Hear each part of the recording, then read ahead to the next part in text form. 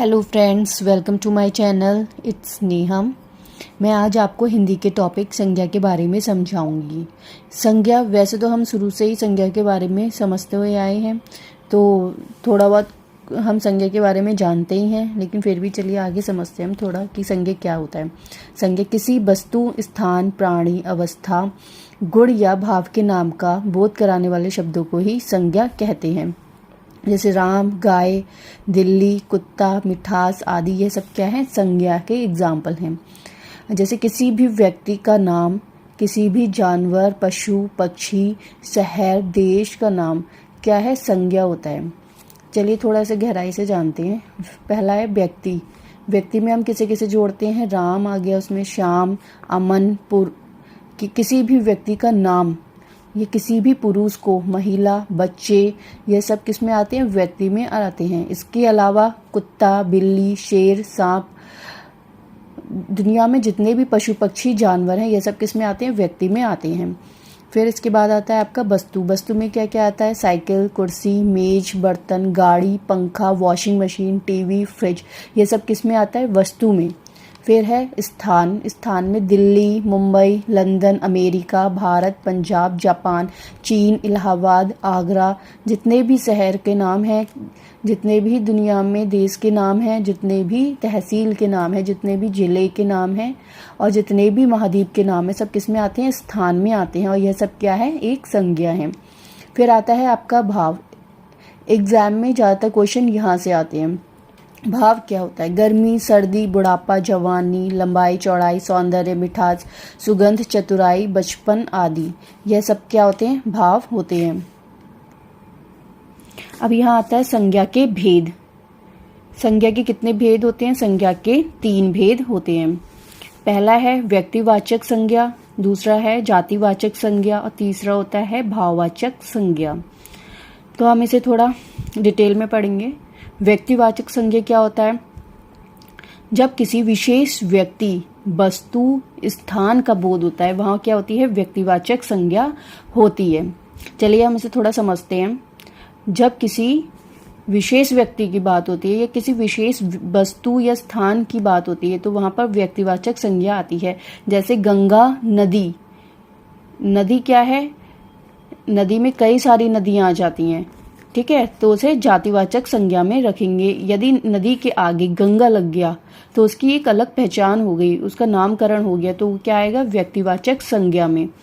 इसी प्रकार से कोई भी आदमी हो, ठीक है, आदमी में तो हम बहुत सारे लोगों को इमेजिन कर सकते हैं कि आदमी में तो बहुत सारे लोग हो सकते हैं, काला आदमी, गोरा आदमी या कैसा, हमें नहीं पता, तो उसमें किस में आएगा, जातिवाचक संज्ञा में।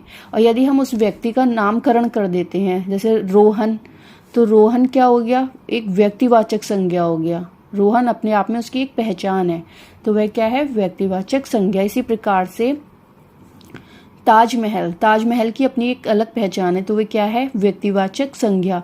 इसी प्रकार से हमने बोला हिमालय पर्वत, तो हिमालय क्या है, हिमालय पर्वत का नामकरण हो गया क्या, हिमालय। हिमालय पर्वत, उसकी अपनी एक अलग पहचान हो गई, तो वो क्या है, व्यक्तिवाचक संज्ञा। अगर हम सिर्फ पर्वत की बात करते तो वह किसमें आता, जातिवाचक संज्ञा में। अब हम जातिवाचक संज्ञा को समझते हैं। जातिवाचक संज्ञा में जिसमें संपूर्ण जाति का बोध होता है, वह क्या कहलाती है, जातिवाचक संज्ञा कहलाती है। अब इसमें एग्जाम्पल ले सकते हैं, जैसे पर्वत। पर्वत में कई सारे कोई सा भी पर्वत हो सकता है, कंचनजंगा पर्वत और हिमालय पर्वत, तो ये संपूर्ण जाति का बोध हो रहा है इधर, तो यहाँ पर्वत किस में आएगा, जातिवाचक संज्ञा में। फिर इसके बाद आता है आपका कुत्ता। कुत्ता में हर तरीके का कुत्ता आ सकता है, तो वह किस में आएगा, जातिवाचक संज्ञा में। अगर हम उस कुत्ते का नामकरण कर दें, टॉमी, उसका नाम टॉमी रख दें, तो क्या आएगा, व्यक्तिवाचक संज्ञा में आ जाएगा। अगर हम सिर्फ कुत्ते की बात करें, कुत्ता, तो वह किस में आएगा, जातिवाचक संज्ञा में। इसी प्रकार से अगर बच्चा, बच्चा बोले तो बच्चे किस में आएंगे, जातिवाचक संज्ञा में। अगर हम उस बच्चे का नामकरण कर देते हैं सीता, तो वह किस में आएगा, व्यक्तिवाचक संज्ञा में।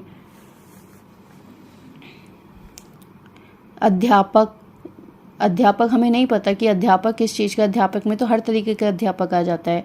इंग्लिश का अध्यापक या गणित का अध्यापक, तो वह किसमें आएगा, पूरी एक जाति का बोध हो रहा है इसमें, जातिवाचक संज्ञा में आएगा। फिर आता है आपका भाववाचक संज्ञा। भाववाचक संज्ञा में क्या होता है, पदार्थों की अवस्था आती है, गुण आते हैं, दोष आते हैं, धर्म आदि आते हैं। भाव में हमारी भाववाचक संज्ञा में हमारी भावनाएं जुड़ी होती हैं। चलिए हम इसे आगे समझेंगे। संज्ञा के दो अन्य भेद और होते हैं। पहला होता है समुदायिक वाचक संज्ञा, जहाँ पर समूहों का बोध हो, वहाँ क्या होता है, समुदायिक वाचक संज्ञा होता है।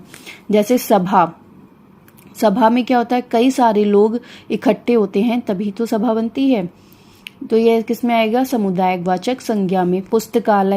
पुस्तकालय में कई सारी किताबें होती हैं, वह तभी तो पुस्तकालय बनता है, तो वह किस में आएगा, समुदायिक वाचक संज्ञा। ऐसे ही मेला में बहुत सारे लोग इकट्ठे होते हैं तभी मेला बनता है, तो किस में आएगा, समुदायिक वाचक संज्ञा। इसी प्रकार से दल हो गया आपका, और सेना में भी कई सारे लोग इकट्ठे होते हैं तभी सेना बनती है, तो वह किस में आएगा, समुदायिक वाचक संज्ञा में।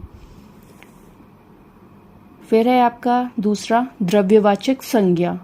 द्रव्यवाचक संज्ञा में धातु, द्रव्य, पदार्थ आदि शामिल होते हैं। जैसे घी हो गया आपका, तेल, ये क्या है, एक प्रकार का द्रव्य है। फिर सोना, चांदी, पीतल, ये क्या है, आपकी धातुएं हैं। गेहूं, चावल आदि ये सब द्रव्यवाचक संज्ञा में आती हैं। चलिए इन संज्ञाओं के बारे में दोबारा एक बार डिटेल्स में पढ़ लेते हैं। फर्स्ट है व्यक्तिवाचक संज्ञा। जिस संज्ञा शब्द से किसी विशेष व्यक्ति, वस्तु, स्थान का बोध हो से व्यक्तिवाचक संज्ञा कहते हैं। जैसे गंगा नदी, यमुना नदी, ताजमहल, हिमालय पर्वत, राम, दिल्ली आदि, इन सब की अपनी एक विशेष पहचान होती है, उन्हें व्यक्तिवाचक संज्ञा कहते हैं। फिर दूसरा आता है आपका जातिवाचक संज्ञा। ऐसे संज्ञा शब्द जिससे संपूर्ण जाति का बोध हो, वह जातिवाचक संज्ञा कहलाती है। जैसे अध्यापक, गांव में हर तरीके का गांव होता है, ठीक है, हर गांव आ जाता है। शहर कोई सा भी शहर हो सकता है, ठीक है। घोड़े से संपूर्ण जाति का बोध हो, घोड़े की संपूर्ण जाति का बोध होता है, इसलिए इसे जातिवाचक संज्ञा में रखा गया है। इसी प्रकार से कुत्ता जातिवाचक संज्ञा है। नदी, पर्वत, औरत आदि क्या है, एक जातिवाचक संज्ञा है। फिर आता है आपका तीसरा भाववाचक संज्ञा। ऐसे शब्द जो पदार्थों की अवस्था, गुण, दोष, धर्म आदि का बोध कराएं, वे भाववाचक संज्ञा कहलाते हैं। जैसे गुस्सा, मिठास, थकावट, सौंदर्य, अपनापन आदि। यदि मैं आपसे गुस्से में बात करूं तो वह क्या हो गया, मेरा भाव हो गया, और ये क्या हो गया, गुस्सा क्या हो गया, मेरी भाववाचक संज्ञा हो गई। मैं आपसे मीठी तरीके से बात करूं, प्यार से बात करूं, तो वो क्या हो गया, प्यार क्या हो गया, भाव हो गया एक। और उसे हम उस प्यार को किस में रखेंगे, भाववाचक संज्ञा में रखेंगे, ठीक है। इसमें क्या होता है, भाववाचक संज्ञा में हमारी भावनाएं जुड़ी होती हैं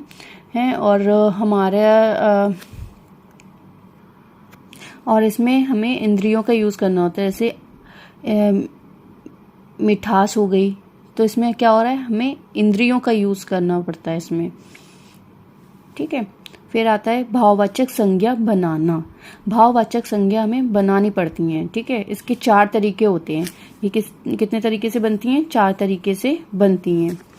पहला है जातिवाचक संज्ञा से भाववाचक संज्ञा बनाना।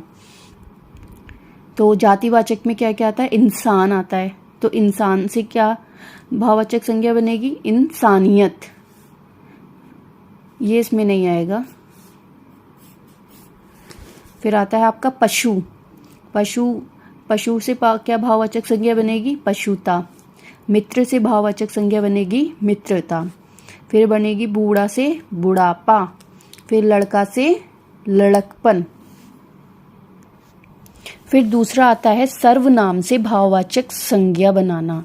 तो सर्वनाम क्या होता है, हम सभी जानते हैं संज्ञा के स्थान पर जिन शब्दों का यूज होता है वह क्या कहलाते हैं, सर्वनाम होता है। वह क्या कहलाते हैं, सर्वनाम कहलाते हैं। ठीक है, तो सर्वनाम क्या है, अपना, अपना से क्या भाववाचक संज्ञा बनेगी, अपनापन या अपनत्व। पराया की भाववाचक संज्ञा बनेगी परायापन। सर्व मीन्स क्या होता है, सबका, तो सर्व की भाववाचक संज्ञा बनेगी सर्वस्व। मम मीन्स होता है मेरा, तो इसकी भाववाचक संज्ञा क्या होगी, ममत्व। निज से निजत्व। फिर तीसरा है विशेषण से भाववाचक संज्ञा बनाना। विशेषण क्या होता है, किसी संज्ञा और सर्वनाम की, जो शब्द संज्ञा और सर्वनाम की विशेषता बताते हैं उन्हें विशेषण कहते हैं। तो विशेषता क्या होती है, मीठा बोलना है, सर्द, हरा, चतुर, ये सब क्या है, विशेषण है।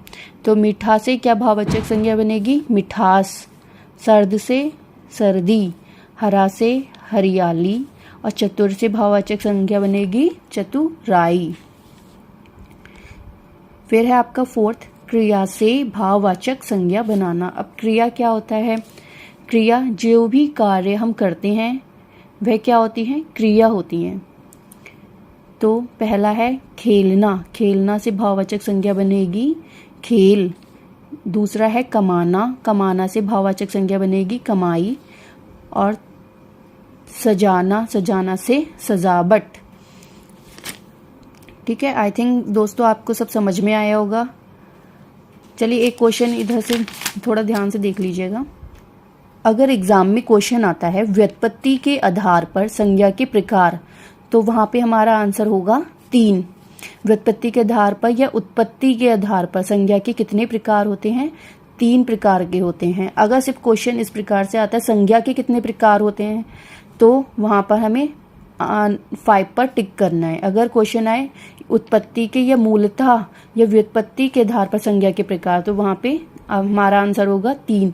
और यदि संज्ञा सिर्फ संज्ञा के बारे में पूछना है कि संज्ञा के कितने प्रकार होते हैं, तो वहां पे हमें टिक नंबर 5 पे लगाना है। ठीक है, आई थिंक दोस्तों आपको ये वीडियो पसंद आएगी। प्लीज़ लाइक शेयर सब्सक्राइब कीजिएगा। Thank you.